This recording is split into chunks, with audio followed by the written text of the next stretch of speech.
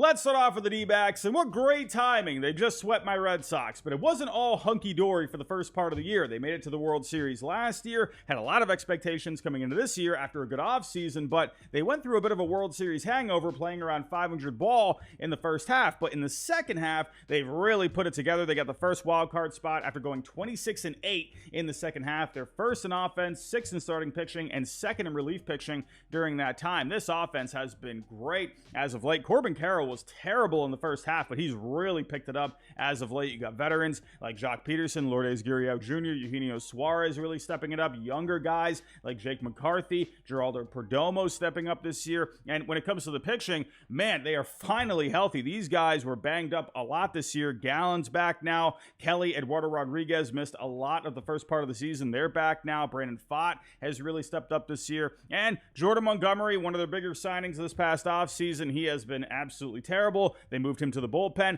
but let's see if moving him to long relief can kind of get him right. And who knows, maybe he can actually be a big contributor in the postseason. We all know what he can do in the postseason after last year with what he did with the Rangers. But AJ Puck, they brought him over before the deadline, and this bullpen has been fantastic since he's come over. He's only given up one run in 12 innings with the D-backs so far. Overall, this Diamondbacks team is playing great. They're firing on all cylinders. I think for the D-backs, you have to consider them legit contenders as of right now. On to the Braves, and what a whirlwind of a season for them. They got the third wild card spot as of right now, but since losing Ronald Acuna Jr. and Spencer Strider in the beginning of the year, it feels like they haven't been able to fully dial it in. They also lost Austin Riley and Ozzie Albies to injuries recently, so that's not going to help matters much. However, I still think there's a bit to like about this team. The offense, though, they really need to start getting it together. They're only 19th in offense this year, but it feels like they've been a bit better as of late since bringing back Jorge Soler before the trade deadline. Feels like Matt Olson's been hitting a little better as of late. Marcell Ozuna's been having himself a great year overall. Even Ramon Laureano's been stepping up for them this year. For the pitching, though, this is where I really like the Braves. Chris Sale is having a renaissance of a season. He could legit win the Cy Young Award this year. Max Fried, Reynaldo Lopez, Charlie Morton have been solid. Spencer Schwellenbach, they called him up this year. Even he's been pretty solid. This is a really good rotation. And the bullpen ranks 4th overall in the major leagues. So, sure, there are some questions about the offense, but pitching-wise, I think they can handle themselves in the postseason, but I'm still a little weary about this offense. I'm going to go with don't count them out. On to the Orioles, and yeah, this team is great. They got a stacked offense that ranks 1st overall in the major leagues this year. They're getting a stupid good year from Gunnar Henderson, while guys like Adley Rutschman, Anthony Santander, Colton Cowser have been solid, getting good production from Ryan O'Hearn and Ryan Mountcastle. Jackson Holliday has been a lot better in his second stint in the major leagues after getting sent back down to the minors earlier in the year. As for the rotation, it has been solid this year with the addition of Corbin Burns despite some injuries, and Zach Eflin, they added him by the deadline. Sure, he's dealing with some shoulder stuff right now, but it doesn't seem to be a big deal. Overall, really like what the rotation is doing this year. As for the bullpen, sure, Craig Kimbrell, he's had his bumps this year. He's had his ups and downs, but they added Sir Anthony Dominguez by the deadline. I really like that to bolster their bullpen. I think they have a pretty solid bullpen overall. In the end, I think this Orioles team is just dangerous. You got a great lineup. You got a solid rotation and a solid bullpen as well. They are legit contenders. On to my Red Sox, and like I said earlier, they just got swept by the D-backs. They're 4.5 back in the wild card race. Sure, they had a fun first half of the year. They made a few moves at the deadline, but in the end, I don't know if they have enough here. Their pitching has really struggled in the second half, both in the rotation and in the bullpen, and they're still waiting on their next core of young stars, Marcelo Meyer, Roman Anthony, and Kyle Teal to come up. Sure, they've had some productive years from Rafael Devers. Jaron Duran has really broken out this year. Willie Abreu has also broken out this year. Tyler O'Neill's had a nice bounce back year with the Red Sox. You know, Masataka Yoshida has hit well in the second half, but in the end, when it comes to the pitching, they just don't have enough depth here. They don't have enough quality depth. You know, Tanner Houck was really good in the first half, but he's taken his licks here in the second half. You've had some guys in the bullpen struggle in the second half. You know, in the end, I just think the Red Sox have to be considered pretenders, but I think they are getting close. On to the Guardians. They're in first place in the AL Central as of right now. They got off to a great start under new manager Stephen Vogt, going 58-37 in the first half, thanks to a tremendous bullpen that ranks first overall on the year, and an improved offense with guys like Jose Ramirez, Stephen Kwan, and Josh Naylor having great years. However, they have come back down to earth a bit, playing around 500 ball in the second half, and I think a big part of that is the starting pitching. Sure, Tanner Bybee is having another good year, and Ben Lively has been pretty solid, but they've been very inconsistent in the rotation as a whole. In the end, I do love this bullpen, and I do love a few pieces they have in the offense, but I feel like they could be missing a bat. They were hoping Lane Thomas could be that guy after they traded for him at the deadline, but he hasn't done all that much. Consider that with the starting pitching. I actually think the Guardians are pretenders. On to the Astros, and what a crazy ride it's been this season. Despite their offense being solid all year, they got off to a terrible start, going 25-33 through May, but when the calendar flipped to June, everything changed. In the first couple of months, despite a good start from Ronel Blanco, they're having a ton of injuries and underperformances in their rotation, and the bullpen was underperforming too, even with the addition of Josh Hader this offseason. After that, though, they started getting a bit healthier, and guys like Framber Valdez, Hunter Brown, and Josh Hader in the bullpen were pitching a lot better. Spencer Arrighetti started performing better as well, and they brought over Yusei Kikuchi at the deadline, who has been very good for them since coming over, and here they are in first place in the AL West. Who saw that a few months ago? In the end, we all know what this team can do. They've been there, done that. They've been to 7 straight American League championships, and now they've gotten themselves stabilized. I think they could be dangerous yet again. One thing to consider, though, with this Astros team is they only have a record of 30-35 against teams over 500, and they have the second lowest strength of schedule. Despite that, though, I do think they are legit contenders because of the experience these guys have on this team, along with a stabilized pitching staff. On to the Royals. They've had themselves a fun year after a very productive offseason. They have the second wild card spot as of right now. When it comes to the offense, they rank 12th overall in the major leagues, and a big reason for that is Bobby Witt Jr. This guy's been tremendous this year, a 9.0 Fangraph WAR. He absolutely has a case for the MVP, but it's not just him. They've had other guys stepping up like Vinny Pasquantino, Salvador Perez, and other guys in the second half like Darren Blanco, Freddie Furman, MJ Melendez, Paul DeJong. This lineup has been pretty solid for the most part. The rotation, on the other hand, it has been amazing. Seth Lugo, Cole Reagans, they've been two of the best pitchers in baseball this year. Waka and Singer at the back end have been solid. Lorenzen's given them a nice pickup since coming over from the Rangers. Alec Marsh has also been pretty decent this year. Love the rotation. Bullpen, I'm a little iffy on this bullpen. I do love the addition of Lucas Erceg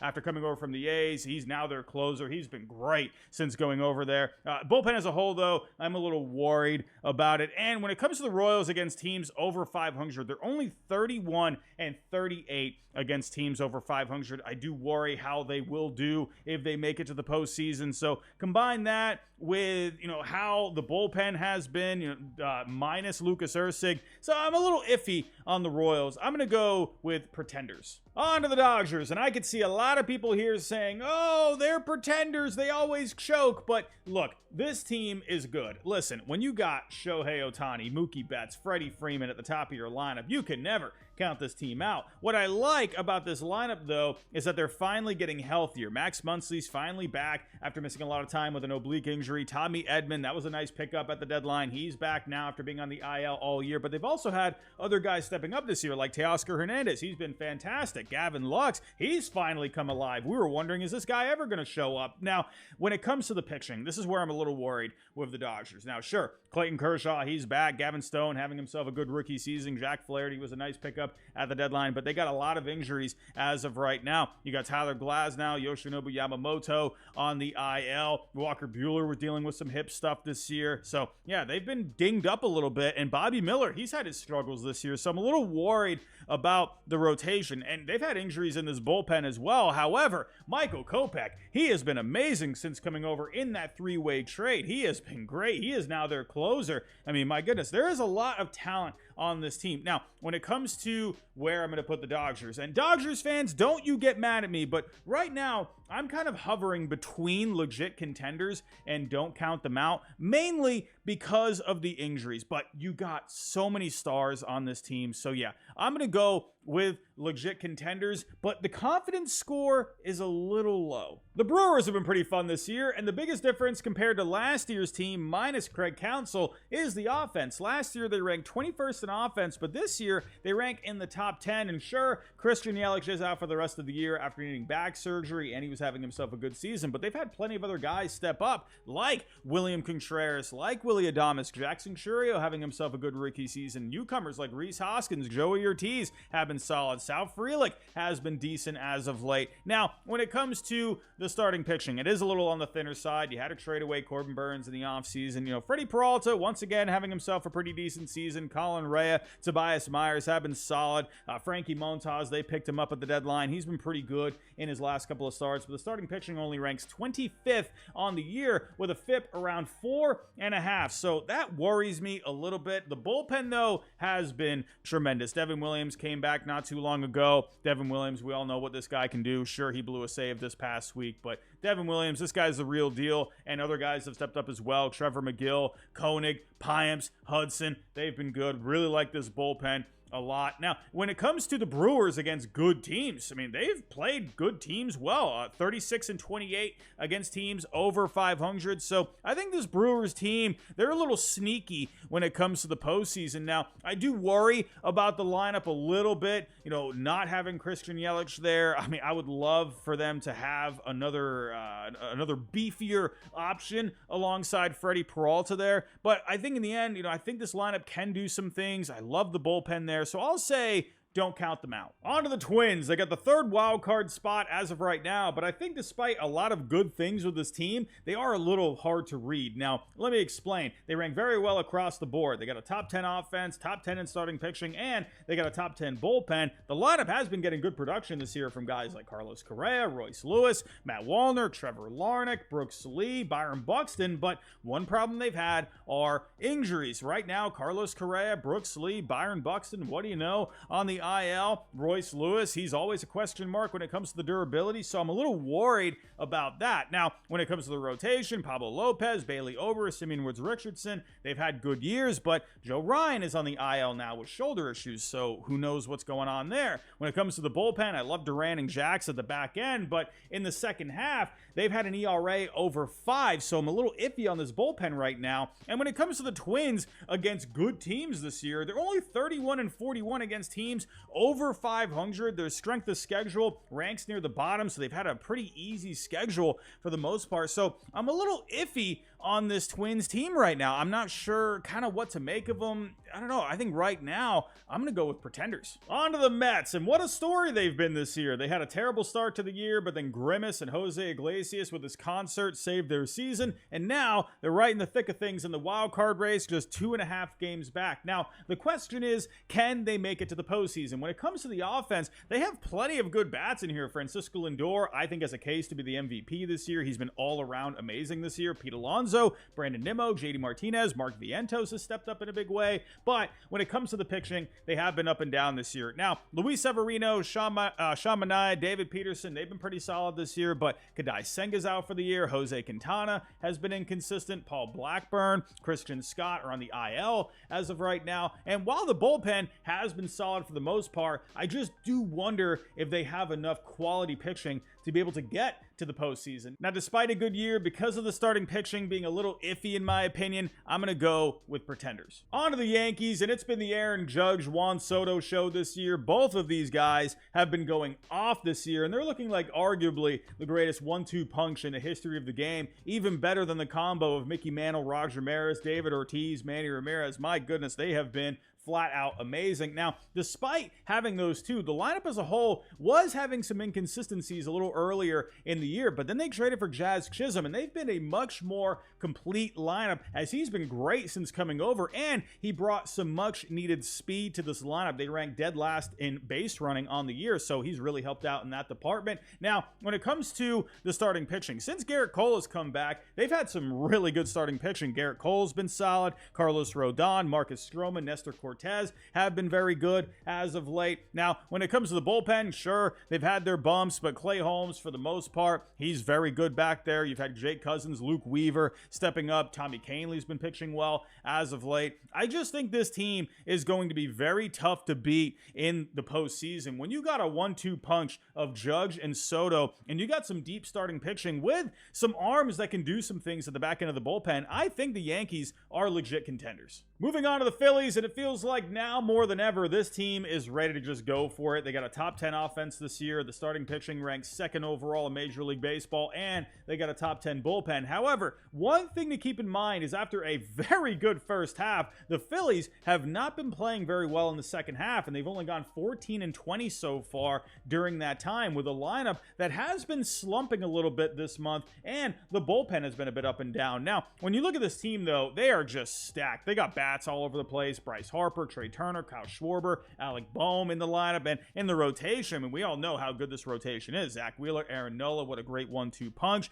Christopher Sanchez has been really good this year. Ranger Suarez is back now. We know he's solid, so love the starting pitching. And in the bullpen, you added Carlos Estevez at the deadline. You got Jeff Hoffman back there. You got Kerkering here. So you got some good arms here in the back end of the bullpen, along with some guys in middle relief like Jose Alvarado and Matt Strahm. I mean, my goodness, that's a really good-looking bullpen. I think this Phillies team, they are absolutely legit contenders despite a bit of a down second half. On to the Padres, and man, oh man, has this team been good as of late. They had a whatever first half, but they've been great in the second half, going 24-9. They got the second wild card spot as we speak. The offense has been great this year. They ranked 5th overall on the year, 3rd in the second half. They've been led by Jackson Merrill. What a rookie season this guy is having. He's been so good to the point where he might win Rookie of the Year over Paul Skeens. I mean, who saw that a couple of months ago? My goodness. But this lineup has been really solid this year. Fernando Tatis Jr. is on the IL as of right now, but he has had himself a good year. Manny Machado has been solid this year. Jerickson Profar's had a great year. Xander Bogaerts has been a lot better since coming back from the IL. Luis Arraez has been a nice table setter for them since getting traded there